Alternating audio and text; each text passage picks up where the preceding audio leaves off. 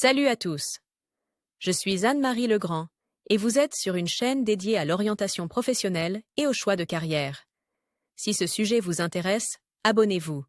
Et maintenant, passons directement au thème de la vidéo d'aujourd'hui. Entreprise, une nouvelle entreprise. Se faire un nom, se faire remarquer, se créer une réputation. Par ailleurs, le centre d'orientation professionnel ProfGuide a récemment mis au point un test d'orientation professionnelle précis, qui vous indiquera les professions qui vous conviennent et vous donnera des indications sur votre type de personnalité et votre intelligence. À lire également pour créer une entreprise, vous devez répondre à 2 questions, quoi et comment. Le « quoi » est le contenu de l'entreprise. Que ferons-nous, que produirons-nous, que vendrons-nous, quelles nouveautés offrirons-nous à la ville et au monde?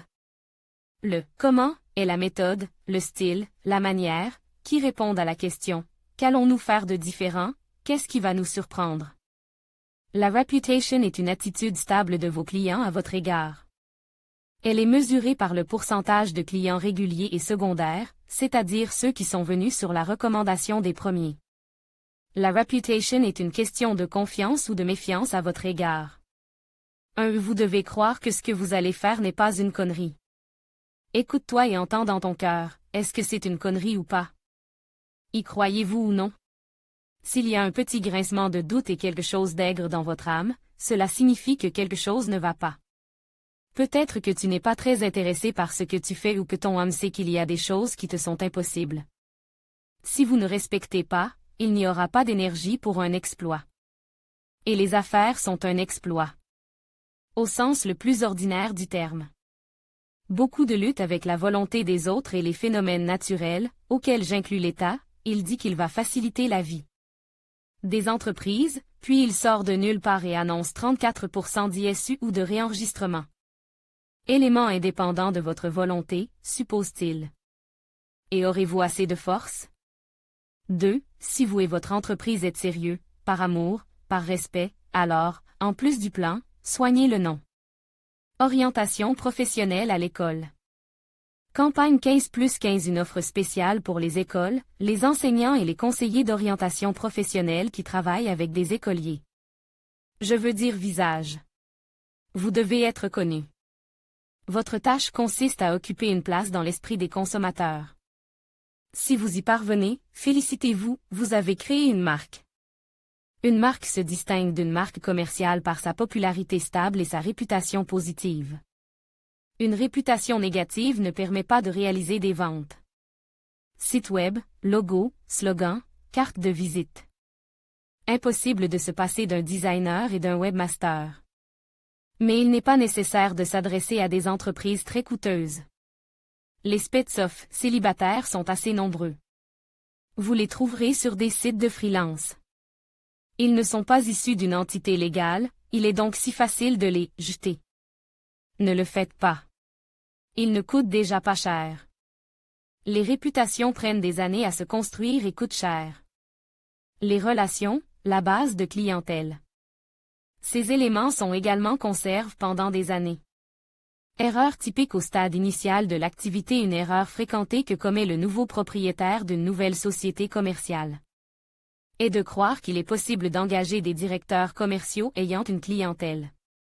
D'après mon expérience, la base de clientèle est constituée de connaissances dans l'environnement du client, basée sur la confiance. L'accord sur les prix et les conditions de livraison. Si votre entreprise ne propose pas la gamme de produits à laquelle un client est habitué, vous le perdrez instantanément. Si les prix de votre entreprise ne sont pas aussi intéressants que ce à quoi le client est habitué, il ne travaillera pas avec vous. Mais vous me rétorquez, nous ne sommes pas dupes, nous serons flexibles et orientés vers le client. Et je vous réponds, je n'ai jamais rien vu de tel dans ma vie. J'ai rencontré davantage d'ours cupides qui ne voient pas plus loin que le bout de leur nez. Et ces ours s'imaginent que les bons vendeurs vont venir à eux sans crier gare. Répondez à la question suivante. Pour quelles raisons des vendeurs expérimentés ayant leur propre base devraient-ils passer de leur employeur patron à vous? Votre salaire est-il plus élevé? Non. Alors pourquoi? Mais la toute première erreur peut résider dans le motif de la création d'une entreprise. Oui, pourquoi créez-vous une entreprise? Pour faire du profit, bien sûr, dites-vous. Mais ce n'est pas toujours le cas et ce n'est pas le cas pour tout le monde. Parfois, c'est pour l'image.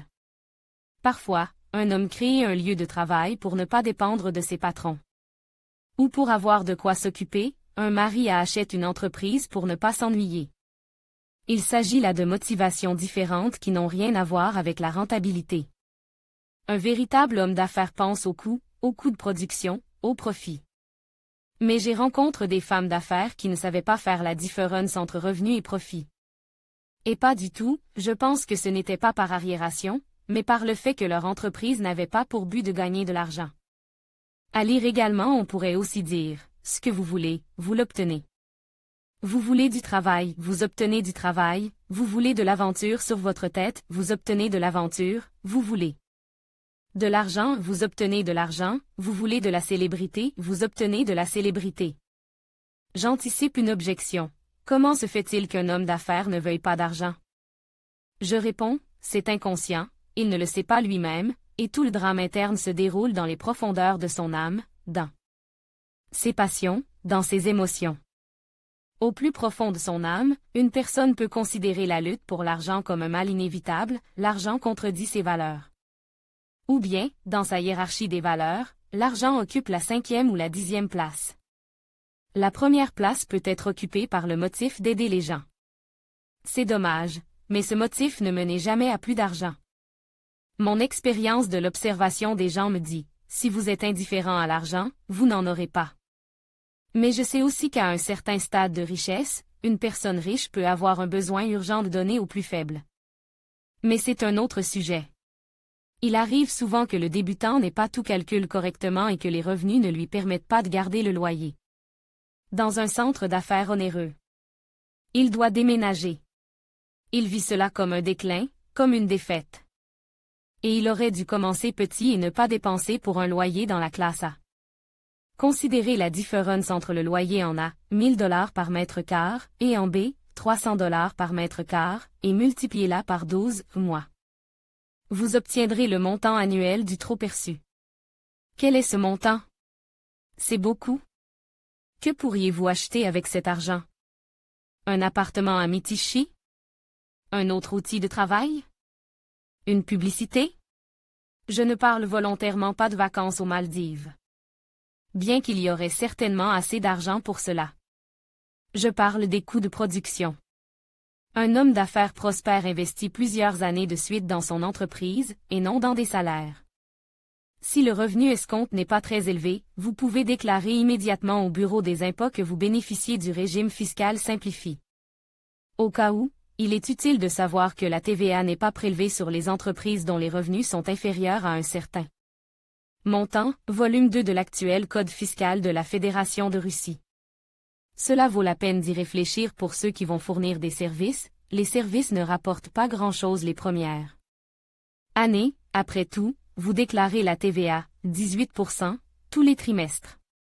Parfois, un metteur en scène débutant espère pouvoir éviter d'aller travailler le matin comme tout le monde. Il arrive qu'une personne ait créé une entreprise et y ait place des artistes-interprètes. Ils travaillent. Mais il n'y a pas de résultat. Pourquoi? Parce que les exécutants ne sont pas intéressés par ces résultats. Les gens ont besoin d'être inspirés, guidés et contrôlés. Non pas l'heure à laquelle ils viennent travailler, mais le volume et la qualité du travail accompli, la température du désir des gens de travailler pour vous.